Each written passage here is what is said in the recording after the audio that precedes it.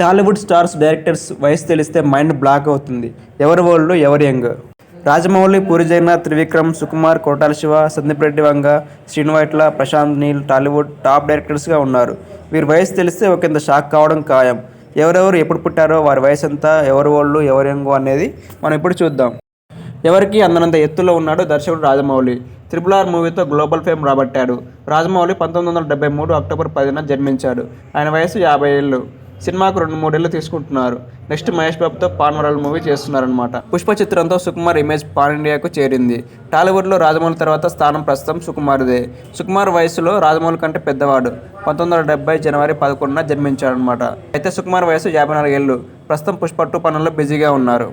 మాటల మాంత్రికుడు Trivikram Srinivas Tollywood top డైరెక్టర్స్లో ఒకరు. 1971 నవంబర్ 7న త్రివిక్రమ్ జన్మించారు. ఆయన వయసు 52 ఏళ్ళు. ఆయన నెక్స్ట్ ప్రాజెక్టు ప్రకటించాల్సి ఉంది.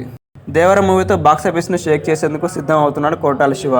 ఆంధ్రప్రదేశ్ గుంటూరు జిల్లాలో 1975 జూన్ 15న కొట్టాల శివ జన్మించారు. ఆయన వయసు 48 సంవత్సరాలు. దర్శకుడు Puri Jagannadh talented and dynamic డైరెక్టర్గా పేరుగాంచాడు.